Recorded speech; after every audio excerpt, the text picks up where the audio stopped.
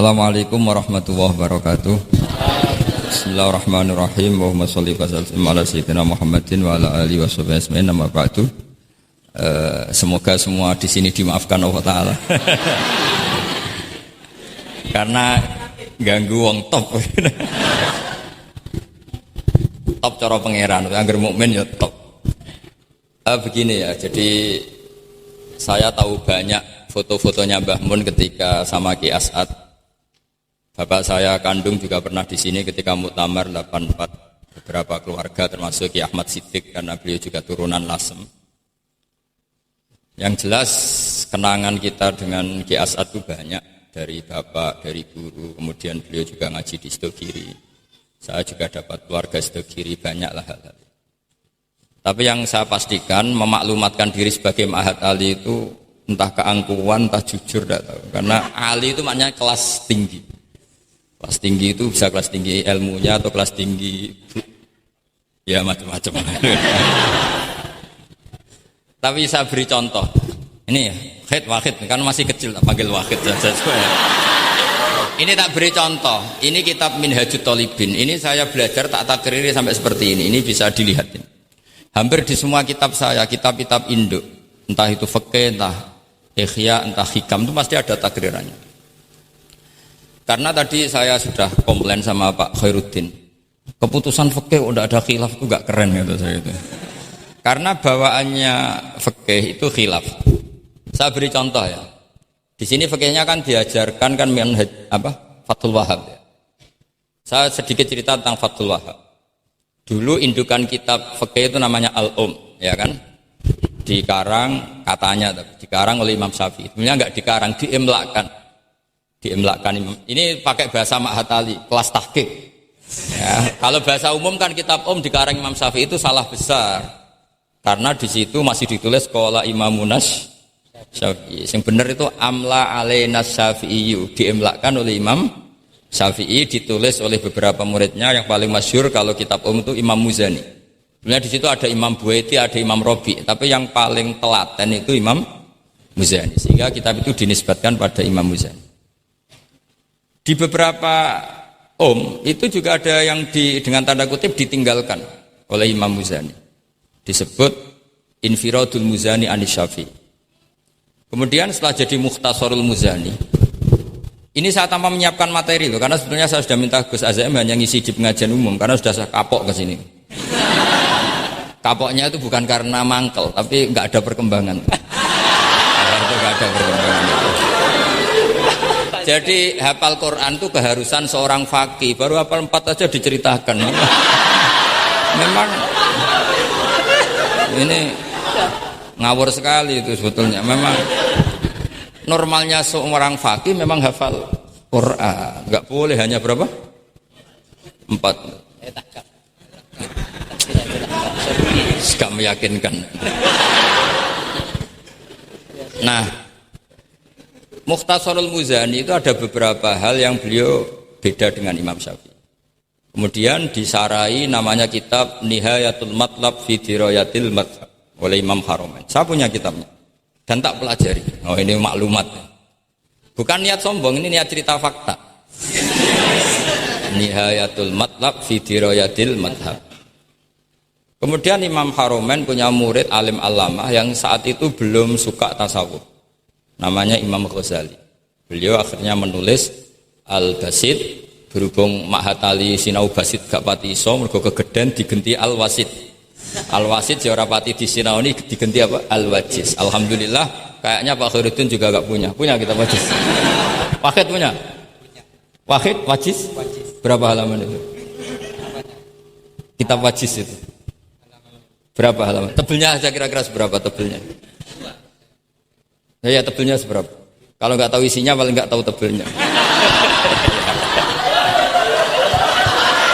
Harganya masih ingat ya? Kalau nggak tahu isinya tahu harganya ya? Cetakannya DKI apa? Ya ingat dia, kalau uang ingat dia. Jadi bawaannya orang nggak bakat soleh itu kalau uang itu ingat. Terus setelah itu diringkas lagi sekaligus ada kritik tertentu, komplain tertentu disebut al-muharrar. Jadi memang syaratnya fikih itu harus ada yang komplain karena nggak bisa final. Disebut apa? Al-muharrar. Al-muharrar itu ya sudah dinamain al-muharrar yang sudah diteliti oleh Imam Rafi'i. Ada yang komplain lagi ya setengah sarah tapi setengah komplain. Namanya Minhajut Thalibin. Minhajut Thalibin dikomplain lagi di era Syekh Zakaria Al-Ansari. Dari masdar dengan jamak mudzakkar salim diganti manhajut tullab. Ya maknanya sama, minhaj sama manhaj maknanya sama, thalibin jamak mudzakkar salim, tullab jamak taksir. Jadi asli ini yo cara Jawa mau akal-akalan tok, minhajut thalibin jadi manhajut tullab. Kemudian manhajut tullab itu dikarang sangat ringkas. Sehingga yang baca itu tidak paham. Mu'alifnya akhirnya dengar-dengar kalau anak-anak matahari itu tidak paham. Akhirnya terus manhajut tullab disarai sendiri oleh Syekh Zakaria Al-Ansari. Jadi Fathul Wahab. Loh alhamdulillah ya masih banyak yang enggak paham. Padahal sudah sarah. Artinya sarah kan gampang. Ya tidak paham itu bagus kan kita ngaku tidak paham tawadhu. Daripada ngaku paham enggak paham mendingan ngaku enggak paham kan. Kemungkinannya dua kalau ngaku enggak paham. Mungkin tawadhu, mungkin betul adanya. Yang kedua lebih Nah saya cerita sedikit tentang kenapa fikih itu harus ada dan selalu ada khilaf. Karena itu masalah furu'iyah apa? Saya beri contoh, ini kitab Minhajut Thalibin dan saya punya catatannya banyak. Oh sampai gini, sampai sarah-sarahnya punya. Terus catatannya ya banyak. Saya bangun tidur aja bisa, saking seringnya belajar. Dan saya alhamdulillah tidak punya masalah ingatan, jadi kadang banyak guru punya masalah apa? Ingatan. Tapi tidak perlu dianggap harus kemana gitu, ke rumah sakit apa, tidak perlu, nggak ingat gitu.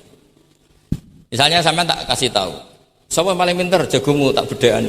Yang namanya sujud misalnya, sujud itu apa coba secara lughat? Wad'ul jabha alal ardi.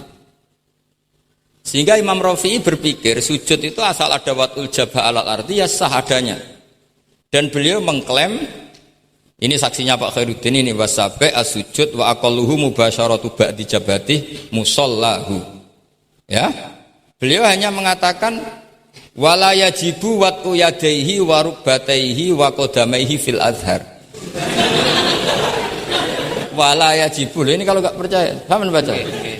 Masih tarahum bisa ya? Coba baca. Wala yajibu supaya wat'u yadaihi pakai nada Indonesia jangan nada negara sebelah coba. Wala yajibu wat'u yadaihi wa rukbataihi wa qadamaihi fil azhar. Jadi menurut Imam Rafi'i ketika sujud itu tidak harus watul yad, tidak ada watul rubah, tidak ada watul. Nah, karena secara lughat yang namanya sujud itu ya seperti itu, watul jabha.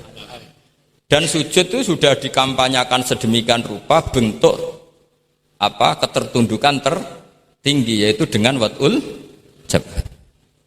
Artinya posisi kepala di bawah pantat. Tapi terus Minhajut Thalibin, padahal Imam Rafi'i ketika ngarang itu menyebut fil adhar dalam kitab Al-Muharrar. Terus kultu kata Imam Nawawi al-adhar wujubuhu. Ya masyhur kan karena Imam Nawawi berdasar riwayat umirtu an asjuda ala sa'wati al-humin al-jabha wal yaden warubaten wal qadamin. Saya baca lagi ya umirtu an asjuda ala sa'wati al-humin apa al-jabha wal yaden warubaten wal qadamen. Nah, andekan Imam Rafi'i ketemu Imam Nawawi, kamu ikut kubu siapa? Nawawi kan? Nah, sekarang oke, berdasar riwayat dan praktek guru-guru kita semuanya seperti itu. Kalau sujud melibatkan 7, oke itu berdasar riwayat dan berdasar perilaku guru-guru kita. Oke, secara sanad kita tidak punya pilihan, pasti seperti itu. Ikut guru. Tapi kalau pertanyaannya dibalik, saya ulangi, pertanyaannya dibalik. Min asbabir riddah itu adalah sujud lisonamin. Kira-kira kalau ada orang sujud hanya watul jabah lisonamin sudah murtad apa belum? Murtad kan? Loh enggak, sudah murtad belum? Termasuk murtad kan sujud lisonamin atau li ghairillah. Kira-kira untuk murtad syaratnya melibatkan 7 anggota apa cukup watul jabah?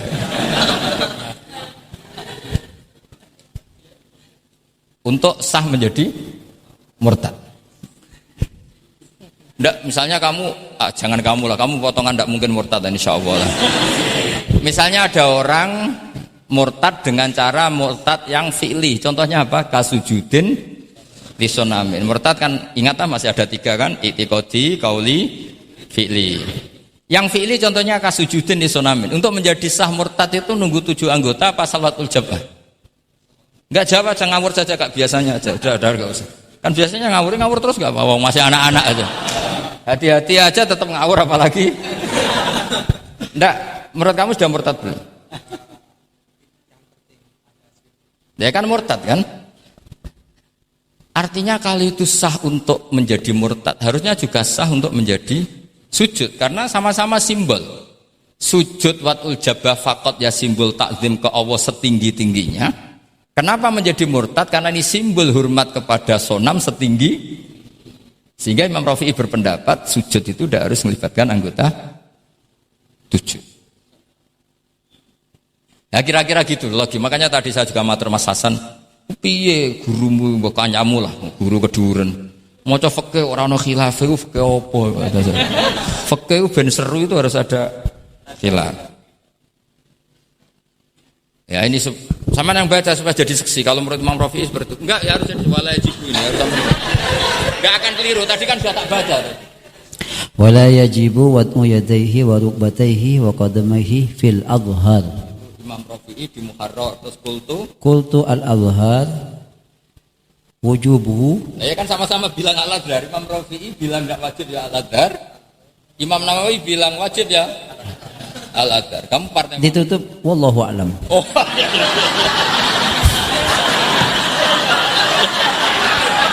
Enggak ada Gus. Ada walam. Enggak, wallahu a'lam. Aduh nih. Ini enggak ada penggantinya.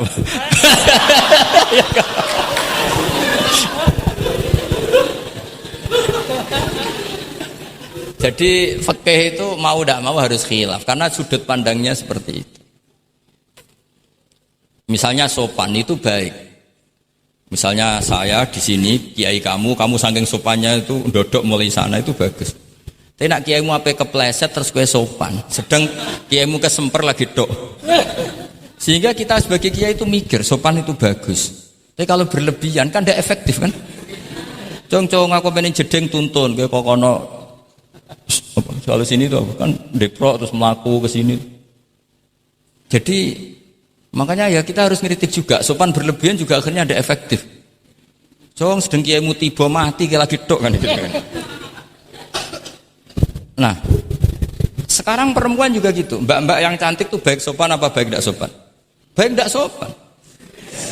Karena kalau sopan sama Pak Wahid, ayo sopan, mesti eling terus raiso tuh. Tapi nak rasopan, seneng aku gaji ini Mahatali mau piro. Itu langsung lupa. Dan itu bagus karena melupakan Nah, lo betul ini kan katanya tadi siapa yang hafal Quran?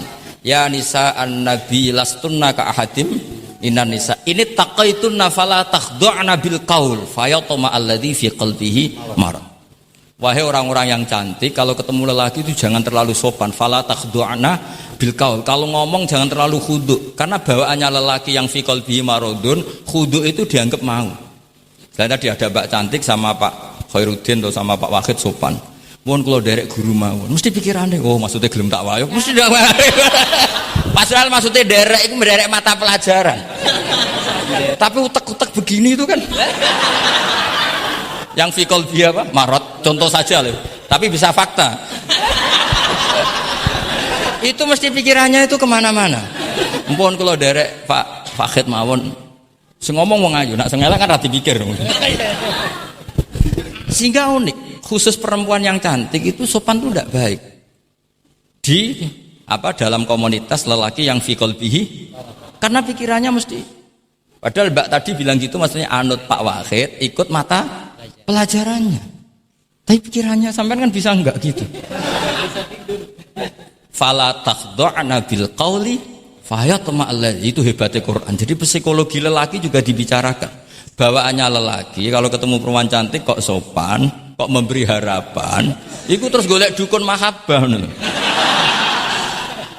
Kayak apa pintere Quran?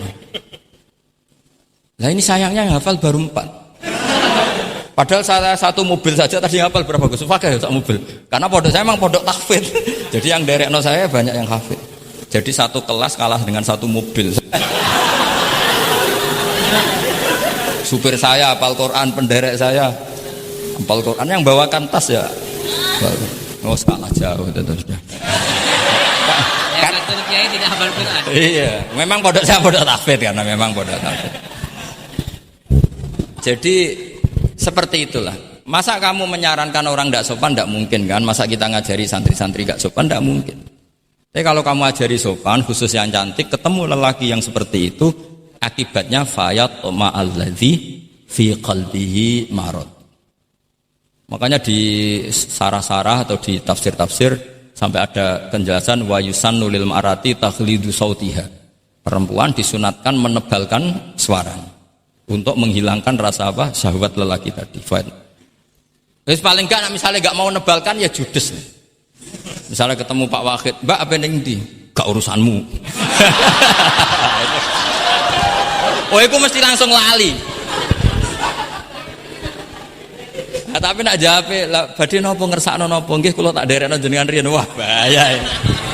Padahal maksudnya derekno iku ya mata pelajaran, ndak ada hubungannya dengan mau dinikah. Tetap muni naudzubillah lah kalau itu. Nah, itu fikih.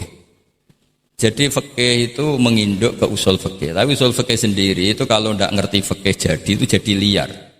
Karena khayalnya lebih tinggi. Makanya banyak orang yang pengagum usul fikih itu jadi liberal karena terus terlalu banyak khayal. Maka pondok-pondok itu harus ada fikih dan ada usul. Saya beri contoh liar itu begini misalnya. Maqasidus syariah itu kan bisa subjektif.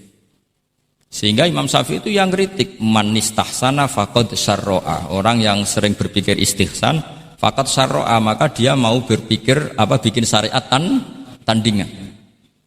Misalnya gini, saya ini kiai yang suka tirakat. Karena dulu misalnya mondoknya itu suka tirakat. Terus santrinya diwajibkan puasa setahun atau diwajibkan enggak boleh makan nasi. Itu bikin syariat tandingan. Karena apa? Tahrimu malam yahrum, mengharamkan sesuatu yang tidak haram, atau mewajibkan ijabu malam yajib. Itu termasuk kriminal cara Sulam Taufik. Loh iya, bahkan Sulam Taufik mengebabkan itu di bab riddah. Saya ini sudah tak toleransi, temu tak tulis minal kabair, kalau di Sulam Taufik dimasukkan bab riddah karena ijabu malam yajib berarti bikin syariat. Atau tahrimu malam yahrum juga artinya bikin. Tidak tahu guru di sini biasanya tahrimu malam yakhrum apa tahrimu malam yukharram. Umumnya bacanya apa? Bisa dua. Ya rodok maju berarti sermayan. Nah, tapi kamu tidak bisa menyalahkan kiai-kiai yang mengharuskan muridnya tirakat karena itu cara untuk kasrus syahwah misalnya, untuk memecah syahwat. Tapi tetap saja nggak boleh mewajibkan karena nanti ada syariat tandingan. Nggak boleh. Syariat ini sudah sempurna, nggak boleh ada syariat baru.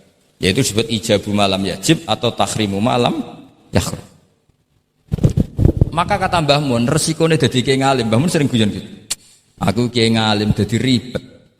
Apa ngaramno rokok sing darani halal yo akeh. Di halalno cah cilik-cilik rokok. Jadi kiai itu kan lebih tunduk ke konstitusi ilmu. Ribet. Misalnya begini, sampean tak bedheki. Assalamualaikum ketika salam itu yang wajib salam pertama apa salam kedua? Pertama. Itu wajib niat mufaroqah apa niat menghabisi sholat atau mengakhiri sholat apa enggak perlu niat? Nah, mesti ulama berdebat. Karena ketika Allahu Akbar bisa Allahu Akbar demo, bisa Allahu Akbar niat sholat. Maka untuk membedakan, lo kan bisa aja kan? Demo itu udah harus berontak enggak? Misalnya kamu ngerti perempuan yang kamu cintai, ternyata omongan nebek Pak Guru Khairuddin kan Allahu Akbar, guru kok ngono kan gitu kan. Nah, untuk membedakan itu kalau untuk sholat atau untuk takjub diharuskan niat Allahu Akbar. Nah, sekarang salam harusnya juga ada pikiran begitu. Ini salam karena ketemu orang, apa salam karena keluar dari sholat. Makanya selalu ada ulama yang berpendapat wajib niatul khurud minas sholat.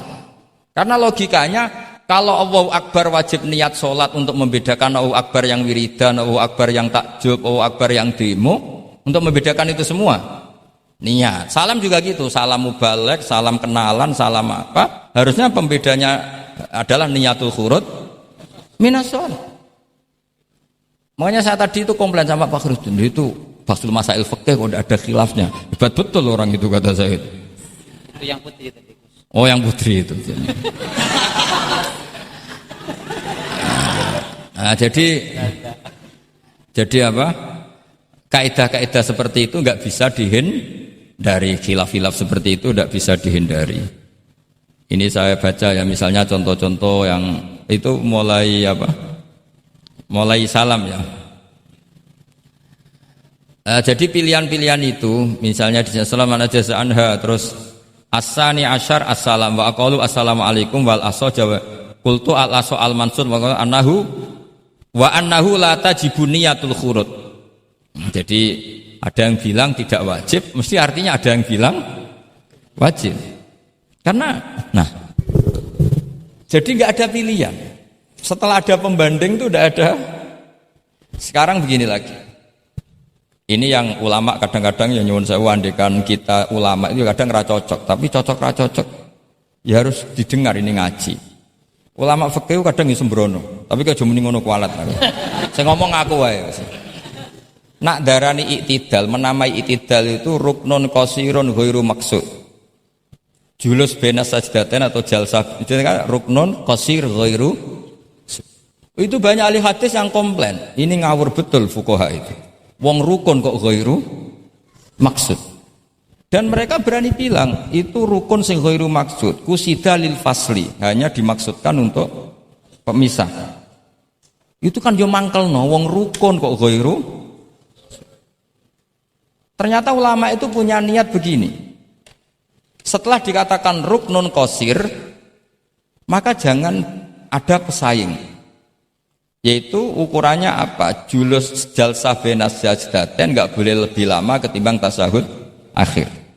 Tasyahud awal sunat bu, jangan ngaji ora khatam. Tasyahud akhir apa awal? Akhir, berarti sabkul ihsan pinter lah, pinter. Iktidal juga ruknun qasirun, maka enggak boleh lamanya menandingi qiyam lil Fatihah. Ya, sudah jelas ya. Yang jalsah benas sajdatain enggak boleh menyaingi tasyahud akhir, yang iktidal enggak boleh menyaingi qiyam lil Fatihah. Ternyata ulama yo mikir, disaingi ku yo ora enak. Ngene kaya kula saingi Khairuddin yo ora gelem. Ora krana sombong, disaingi itu ndak enak. Kecuali level ya. Kecuali level lu ya hafal Quran yo 30 juz. Itu Jibril bisa demo ke kamu. Memangnya saya hanya nurunkan ayatul ahkam. Enak saja milik. Memangnya selain ayatul ahkam enggak menarik.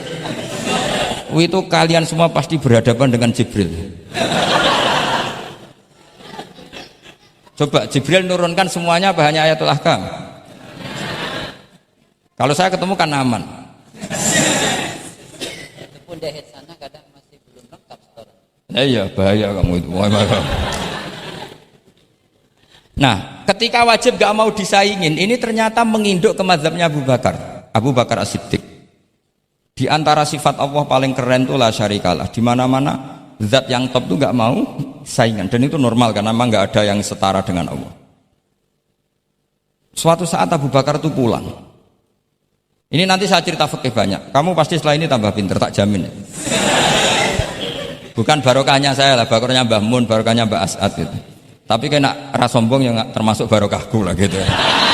Nak kamu tidak sombong, tapi sombong juga gak apa-apa. Wis biasa salah, orang salah sombong salah liane.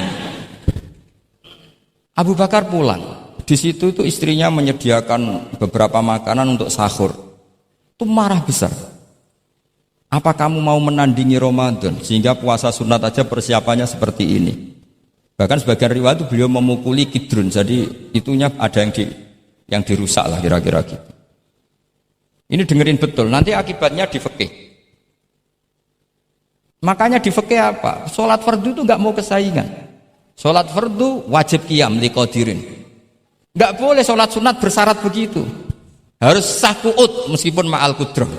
Karena fardu itu enggak mau kesaingan. Jadi fardu ya rada egois kira-kira gitu. Nah, mesti sampean lagi krungu iki gitu. Maksudnya sering roh hukumnya tapi baru tahu logika ini. Loh aku ra suudon soal yakin. Soal yakin. Karena fardu itu enggak mau poso fardu wajib tabyitun niat. Nginep no niat mulai malam. Poso sunat tidak. Ketemu jam 9 kamu belum makan, belum ada dukhulu syai'in fi jawfika. Terus niat puasa sah enggak? Sah. Ada bedanya enggak fardu sama sunat? Ada. Salat fardu wajib itmam, puasa wajib itmam. Puasa sunat amiru nafsi. Wah, puasa sunat kok bojo lagi apian bisa kamu batalkan. Tapi nak puasa fardu, oh sanksinya berat. Itqu raqabatin sampai ya siamu sehari ini napa? Mutatabi'an. Terakhir itamu sitina. Tapi kalau puasa sunat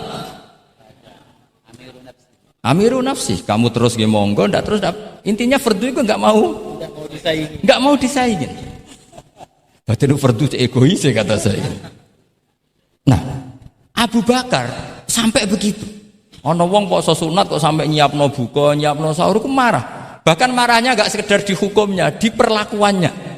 Kamu itu memperlakukan puasa sunat aja kok kayak memperlakukan fardu. Hanya di menunya, di persiapannya. Dan ternyata Imam Syafi'i benar, ternyata di hukumnya juga harus beda. Misalnya tadi, qiyamul qadir fil fardi wajib qiyam. Tapi kalau sholat sunat, boleh qu'ud walau ma'al qudrah alal qiyam. Jadi ini ulama. Ini perpaduan usul fikih dan fikih. Jadi fardu itu ya agak angkuh lah kira-kira gitu. Angkuh itu kalau baik namanya izzatun nafs.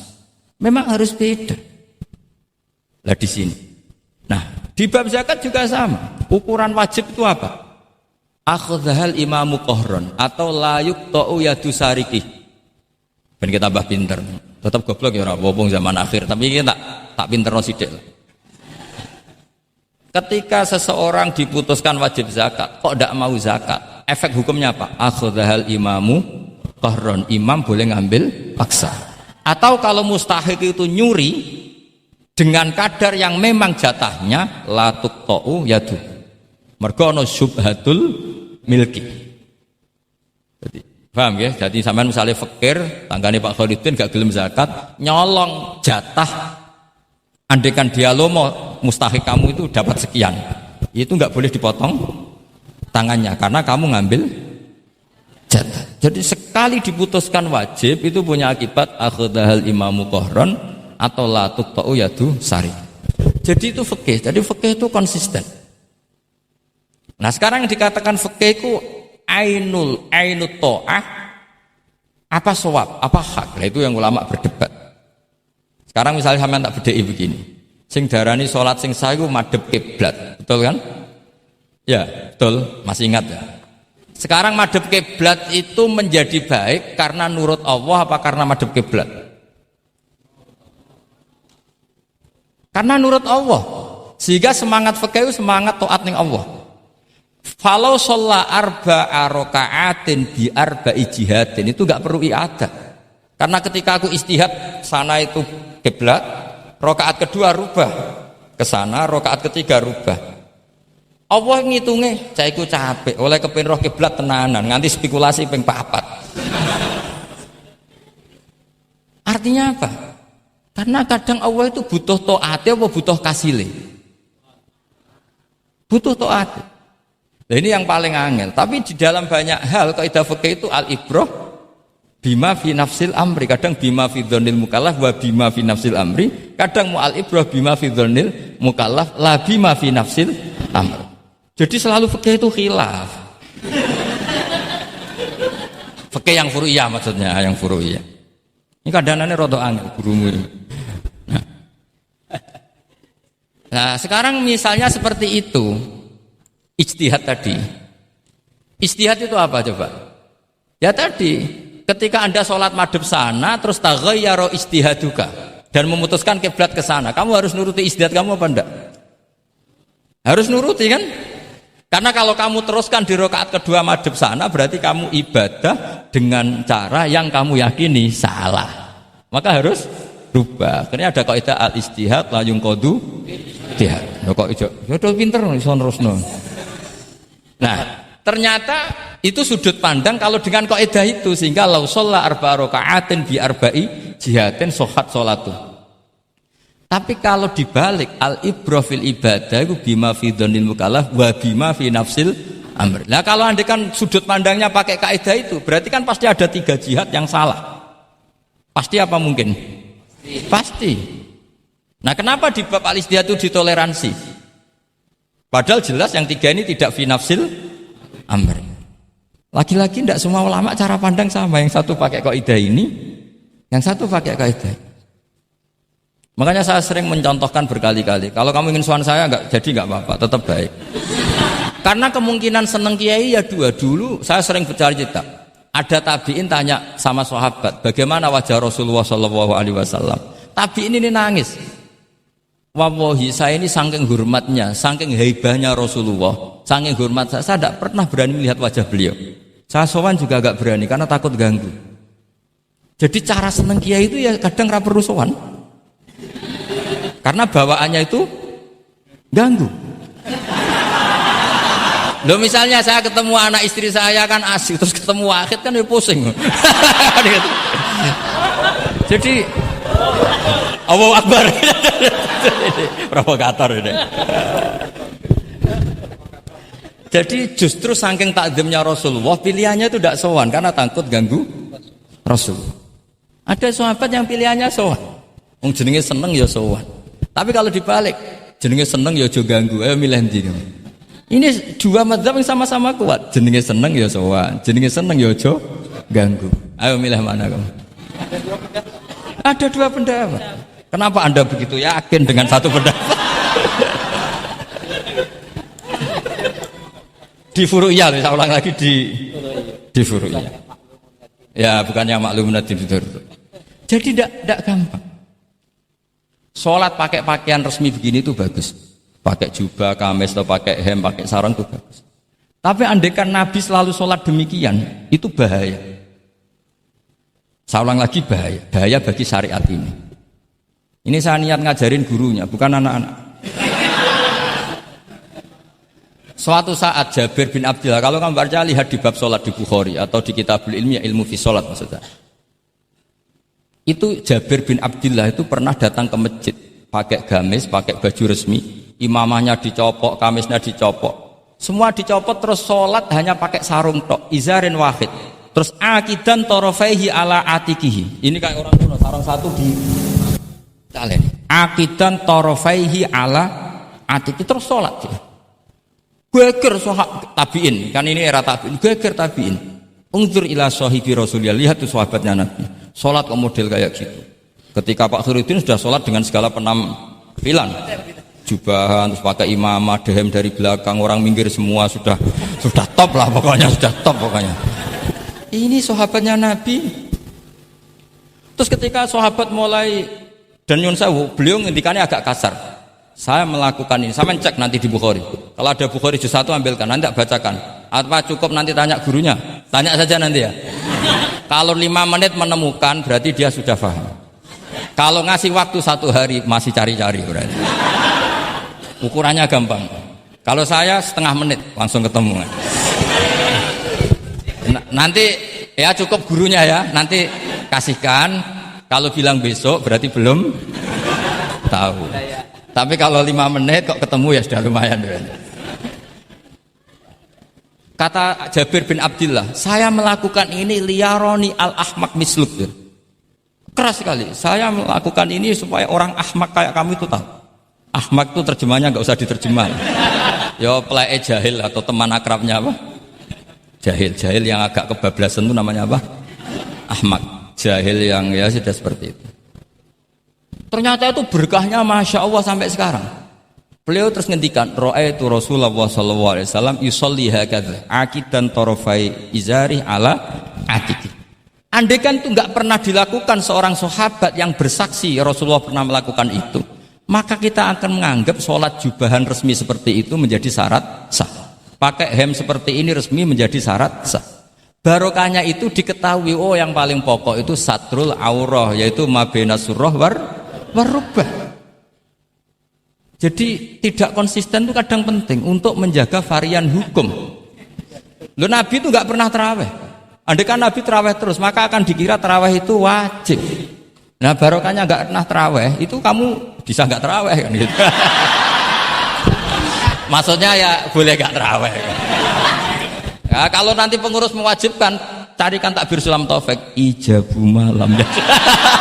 Bisa masalah besar itu. Nggak ada. Ini cerita ilmu, nggak cerita perilaku. Nggak ada. Ini cerita ilmu, nggak cerita apa? Perilaku. Jelas kan? Jadi kadang seperti itu penting.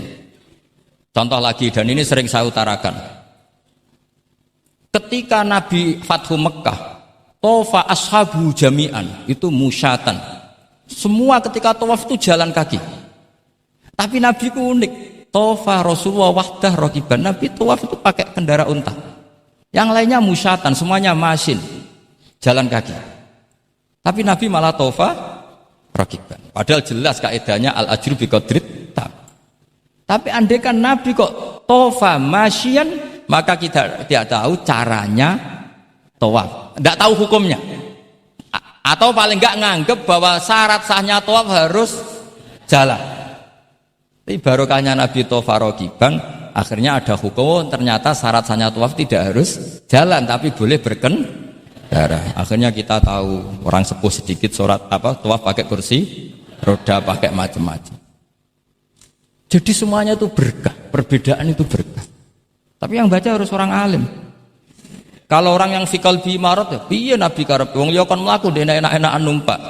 Ya ribet nek kena wong sing fikal bi marodun fazatahum wa marad. Jadi ribet ini ustadz satu ini ribet. Termasuk subuh kesiangan. Ya subuh kesiangan ini contohnya kok kayak perilakunya. Ini Kiai Hasan contohnya kayak perilakunya. Sholat itu ada waktunya. Sekali waktunya habis, normalnya sudah tidak wajib. Ya enggak? Kamu mau sekolah, selesainya jam 12, kamu bangun setengah 1. Harus sekolah apa enggak usah? Karena momen sekali kelewat kan enggak bisa diulang kan? Normalnya sholat qadha itu tidak wajib. Normalnya.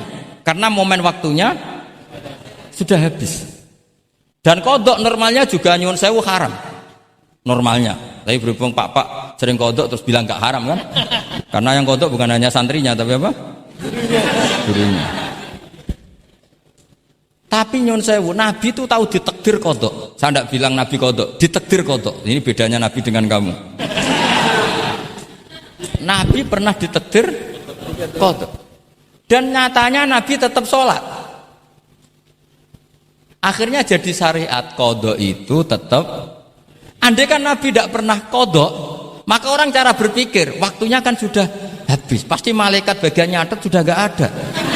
Lalu apa sholat wong sing nyatet wis tutup buku kan? Karena logika waktu itu kalau momennya kelewat ya sudah normalnya. Tapi agama ini tidak seperti itu. Berhubung Nabi pas kodok juga sholat. Itu kayaknya juga jamaah ya. Wah itu yang ribet itu.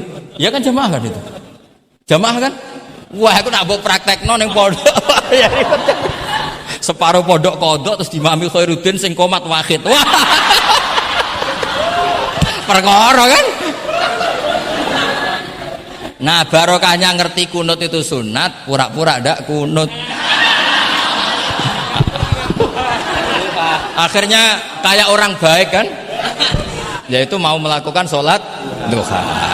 Ini Saya sedang sholat duha. ya akhirnya guru saya sedang sholat duha. Itu husnudon yang gioblok.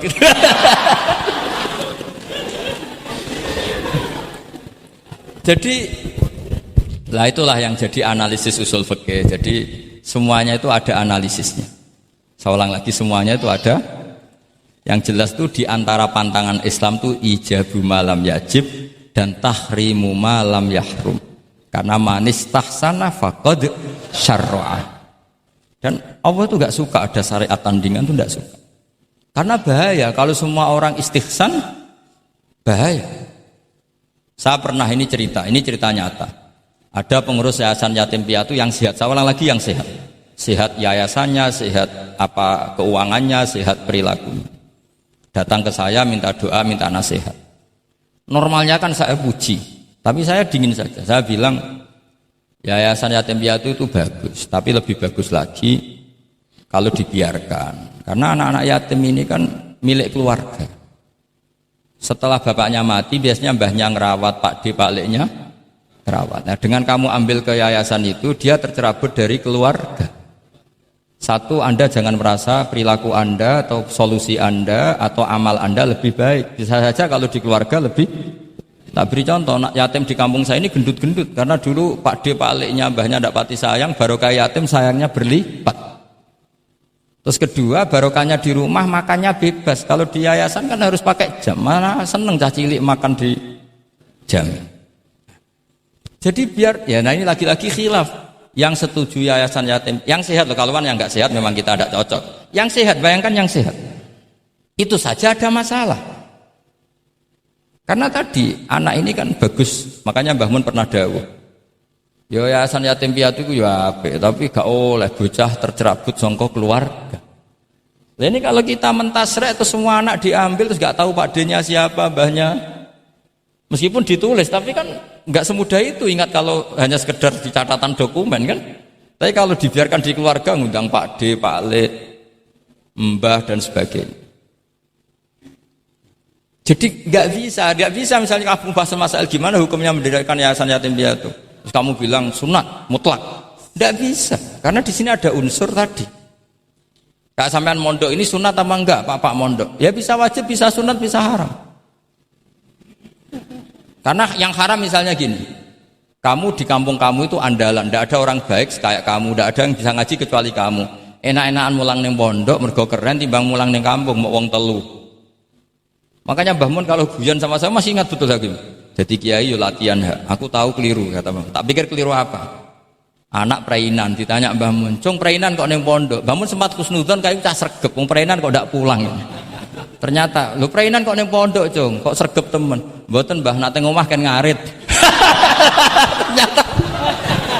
Jadi husnudzon itu kadang itu. Semenjak itu Mbah Mun kalau ada perainan, Cung, mulai Cung ben kenal wong tuamu. Jadi malah dibalik. Iya kan kalau kelamaan ke pondok kan nggak roh asal usul orang tua sehingga tidak punya empati, tidak punya kasihan kan. Orang tuanya berjibaku ngarit apalah kerja apa. Nah ya, artinya terus kamu tidak bisa. Semua santri yang perenan tidak pulang berarti santri baik. Sebetulnya tidak mesti juga. Santri takut ngarit kan gitu. Ini namanya sudut pandang gitu. Jadi masalah-masalah furu'iyah itu tidak bisa tidak seperti itu. Nah, sehingga kita tahu di kitab Mahali atau di kitab beberapa kitab fikih mesti kaul awal, kaul sani, kaul salis dan sebagainya. Karena ini masalah sudut pandang. Wali nikah misalnya, wali nikah itu kalau fasik sah apa enggak? Wali mujbir. Ada ulama yang mengatakan kalau wali mujbir fasik tetap sah jadi wali. Likamali syafaqatih, karena seorang wali ini pasti sangat sayang. Meskipun fasik dia orientasi tentang anaknya tetap bagus. Ada yang bilang enggak. Kalau fasik harus dicabut hak walinya. Di mana-mana orang fasik sudah error. Jangan-jangan karena dia pemabuk atau karena dia tukang judi, pikirannya dapat menantu yang kaya meskipun tukang judi. Bahaya ini kalau diberi hak wilayah atau hak wali. Makanya ulama mengatakan sekali fasik dicabut. Nah ya, yang satu memandang umumnya orang tua meskipun fasik tetap likamalis. Tapi kata siapa di sosial itu mesti semua orang begitu apa tidak mesti? Tidak mesti. Makanya kalau saya ini mengatakan cabut saja. Li'annahu la yu'manu ayadu'aha inda fasikin misli. Karena siapa yang bisa menjamin kalau dia tidak mengawinkan putrinya dengan orang fasik yang sejenis? Orang fasik pasti komunitasnya juga fasik. Dan dia nganggap orang fasik itu tidak problem, wong dia sendiri fasik. Wes dok untuk iki capek, jebule capek sing tau ngutangi ning nggon judi. Karena dia punya ukuran apik versinya dia. Lagi-lagi fikih kok mujma' alaih mau piye? Oh yo. Yang furu'iyah maksud saya, yang furu'iyah. Iki pinter toh cukup ya? Sudah 45 menit. Mohon ngoten mawon. Assalamualaikum warahmatullahi wabarakatuh. Satu mungkin. Ya, mungkin satu ya putra dan satu aja ya putra dan putri. Ya, enggak satu saja Gus. Oke, Bismillahirrahmanirrahim. Terima kasih. Mungkin yang tadi perlu saya berikan catatan. Oh ya catatan yo ben ketok pinter yo. Ya. Saya ingin beri catatan bahwa kita tadi sudah dapat kalau fikih itu karakternya adalah khilaf. Jadi ya yang furu'iyah lah, yang furu'iyah. Oke. Yang furu'iyah karakternya khilaf sehingga kita harus terbiasa berbeda. Dan soal tadi kesantunan, kesopanan itu orang ekspresinya berbeda. Kadang kita salah ketika kita mengkritik, kadang ketika kita berbeda pendapat kita lalu dianggap tidak santun. Padahal ulama-ulama kita soal urusan furu'iyah itu hal yang biasa. Termasuk bahkan mungkin yang tadi sering dikali dikutip oleh Gus Baha, manistahsana faqad syarra'a, bahwa itu adalah kecaman dari Imam Syafi'i. Mungkin Gus Baha perlu saya tidak tahu ya. Ini tag ini sudah sampai atau tidak kepada beliau. Ya, saya bacakan tagnya. Saya harus baca. Kalau ingatan tidak sebaik beliau saya. Tapi kalau catatan saya lebih baik mungkin. Fawatihur Rahamut qala Syekhul Akbar inna maqsudas Syafi'i min qawlihi man istahsana faqad syarra'a hada madhul mustahsin wa arada anna man istahsana faqad sara bimanzilati nabiyyin dzi syari'atin wa atba'u Syafi'i lam yafhamu kalamahu. Saya tidak ingin mengatakan beliau tidak paham. Mungkin tag ini enggak sampai. Ala wajhi hada wallahu a'lam. Jadi bahkan yang kita anggap itu sudah sangat pasti Syafi'i sedang mengecam, ternyata ada juga khilaf. Ternyata maksudnya Syafi'i adalah sedang memuji madhul mustahsin. Faqad sara bimanzilati nabiyyin di syari'atin wa atba'u Syafi'i lam yafhamu dzalika. Walaupun wallahu a'lam. Ya, tapi poin-poin saya adalah akui bahwa ada perbedaan, gitu kan.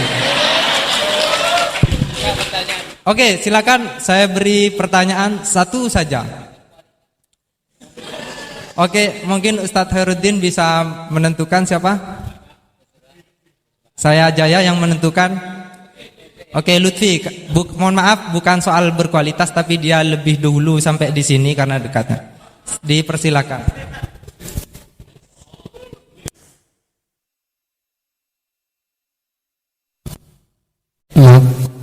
Assalamualaikum warahmatullahi wabarakatuh. Haji Ahmad Bahauddin Nur Salim atau yang lebih dikenal dengan Gus Baha yang saya takzimi dan semua guru-guru saya yang saya hormati. Kita banyak mendengar tadi bahwa di dalam fikih yaitu furu'iyah itu sudah terbiasa terjadi khilaf di antara kalangan ulama. Ada satu redaksi yang bagi saya cukup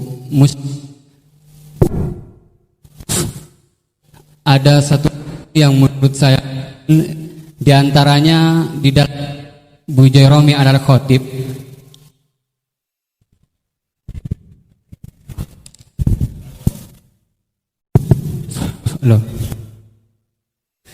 di antaranya redaksi yang terdapat dalam kitab Bujairami al-Khatib dan ini juga dikutip di dalam kitab I'anatul Thalibin ketika membahas soal apakah ad-dukhon itu dapat membatalkan puasa atau tidak.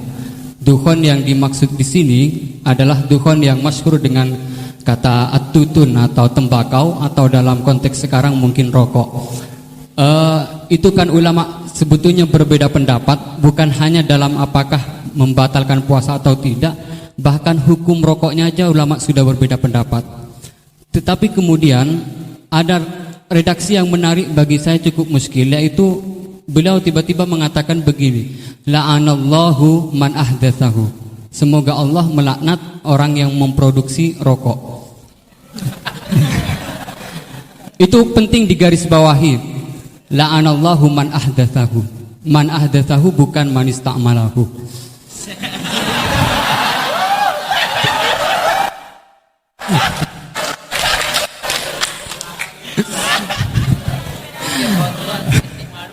Ini cukup kriminal karena ngomongnya di dalam pesantren yang cukup itu menjadi di negara Indonesia. Kenapa ini ada laknat semacam ini? Karena katanya fa innahu minal bid'il qabihah. Tetapi maksud saya, kenapa ulama ini sampai melaknat padahal hukum rokok itu saja merupakan furu'iyah yang memang sudah sewajarnya terdapat khilaf. Sementara saya sebagai santri NU Tulen itu mengenal memiliki ulama-ulama yang atau kiai-kiai yang luas, yang bukan hanya tidak mau mencaci maki apalagi sampai melaknat, bahkan mengkafirkan pun itu merupakan pantangan. Sehingga pertanyaannya ini unik, setelah saya cek juga ada dalam kitab Kasyifatus saja yang kita tahu itu pengarangnya orang Indonesia, walaupun mungkin NU belum hadir pada saat itu. Jadi pertanyaan saya untuk redaksi ini, apakah dalam syariat Islam atau fikih utamanya itu memang ada pembenarnya melaknat orang lain atau dalam tanda kutip mendoakan orang lain jelek? Mungkin hanya itu. Terima kasih. Assalamualaikum warahmatullahi wabarakatuh. Ini jam berapa?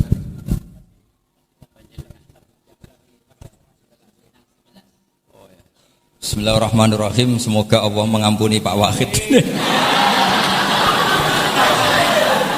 Itu takbir itu ngawur sekali. Itu Syekhul Akbar, yang dimaksud di itu Ibnul Arabi. Itu termasuk statement sing mimma yuhaddaru bih. Jadi yuhaddaru anhu. Termasuk fatwa-fatwa yang orang harus menghindari. Apalagi itu justifikasinya wa atba'u Syafi'i la yabamuna. Sampean lihat di semua kitab usul fikih itu masyhur itu ibtalul istihsan. Termasuk di kitab Sayyidina Muhammad Syari'atu wa al-Khalid. Semua kitab usul fikih Imam Syafi'i menolak istihsan apa menganjurkan? Menolak. Sekarang keyakinan orang banyak Imam Syafi'i menolak, dengan satu orang Imam Syafi'i memuji. Jumhur versus wahid satu orang. Doakan ya semoga Allah memberi tobat. Loh saya tuh tahu betul itu.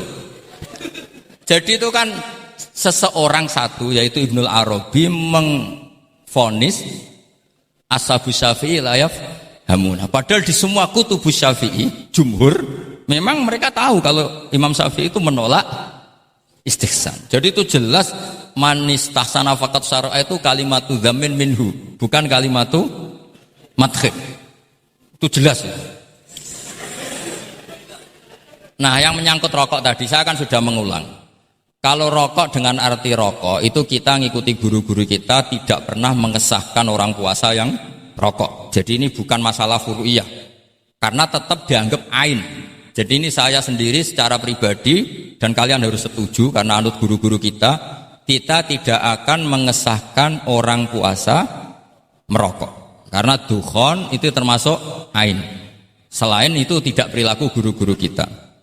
Nah soal khilaf tentang rokoknya sendiri, tidak urusan dengan puasa loh ya, saya ulang, tidak urusan dengan puasa. Itu karena memang tadi malam yadul kan al aslu fil asya al ibahah kan, malam yadulat dalil ala tahrim. Jadi ya taruhannya halal dulu, tapi tidak urusan orang puasa. Saya ulang lagi loh ya. Karena yang salah paham ruwet. Nah, kalau masalah laknat tadi, laknat itu ibaratun anil bukhdi. Jadi tidak, laknat itu tidak harus yang orang itu harus kesampaian lah kira-kira. Jadi kalau sampean tanya hukumnya melaknat orang mukmin gimana? Jelas di Sulam Taufik laknul mukmin itu tidak boleh. Tapi manusia itu tidak cukup punya bahasa untuk mengekspresikan kebencian atau tidak suka. Kadang-kadang spontan terlontar kata apa? La'anahu. Jadi itu hal-hal yang bawaan sabkul lisan. Itu kan sama dengan orang Arab bilang la wawah. Karena nggak bisa dihindari. Makanya di bab tolak, dengerin ya bab apa? Ketika seorang suami marah sama istri terus bilang gini, lasti bizaujati, kamu itu tidak istri saya itu tidak dimasukkan sharihut tolak, tapi masih dimasukkan kinayatut tolak. Karena maksudnya lelaki ketika sadar tadi, kamu seperti ini tidak seharusnya, seakan-akan perilaku kamu tidak perilaku seorang istri, sehingga itu tidak dimasukkan sharihut tolak, tapi dimasukkan, padahal kalimatnya jelas, kamu tidak istri saya. Tapi itu kan bawaan emosi. Itu kan seperti kiai baru duka, ora santriku nak sing penggaweane kodok. Nah, sekali-kali kiai ini takut. Terus kalau santri ini tiang lintu, yo ora ngawur ya. Karena ya ora trimo nak santri ini dipek wong liya kan gitu. Pasti juga gak terima kan kalau diakui orang lain. Sama ketika kamu marah sama istri kamu cantik, lasti bizaujati. Terus bojomu takut. Berarti aku bojone wong, yo aja ngawur. Kan Yeman juga kan? Eman kan? Jadi makanya di semua hukum itu selalu kalau masalah ungkapan kalimat itu kira-kira yang mirip la yu'akhidukum wa billaghwi fi aimanikum, karena bawaan kalimat spontan itu pasti ada. Makanya dulu ada sahabat yang nyuwun sewu Nabi ngendikan papa gitu, terus agak terganggu itu, padahal Nabi ngendikannya ya spontan tapi tidak sampai laknatullah. Akhirnya Nabi, "Ya kamu tidak usah susah. Fa'ayul muslimina adaituhu aw sababtuhu aw syatamtuhu wa laysa dzalika ahlan wa laysa ahlan lidzalik faj'al dzalika kafaratau wa zakatau wa ajra." Jadi bawaan spontan itu pasti ada. Ya saya ulang lagi ya, ini yang kembali ke takbir tadi. Itu bahaya betul tuh. Jadi Ibnul Arabi itu termasuk tulisan-tulisannya mimma yuhadzaru anhu. Ya, pernah dengar toh? Lah yang dimaksud Syekhul Akbar itu kan Ibnu Arabi kan? Saya sangat tahu. Jadi ukurannya itu jumhur. Semua ulama Syafi'iyah, semua al-usuliyun itu mesti menceritakan apa? Imam Syafi'i tidak percaya atau tidak setuju ada istighsa. Masa orang banyak ini kamu salahkan demi statement orang satu? Idza ikhtalafal jumhur wal fardu quddima jawab. Ya semoga ini tobat, enggak ya enggak apa-apa. Tapi memang bagus lah. Artinya dia mengungkapkan takbir sudah bagus, lumayan lah, cara ukuran itu. Tapi ya musuhnya jangan saya tetap.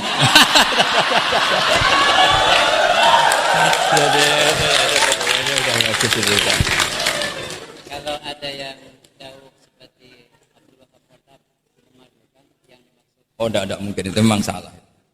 Jadi cari saja di Ibtalul Istihsan. Ya pokoknya walhasil ashabu Syafi'i semuanya menolak istihsan.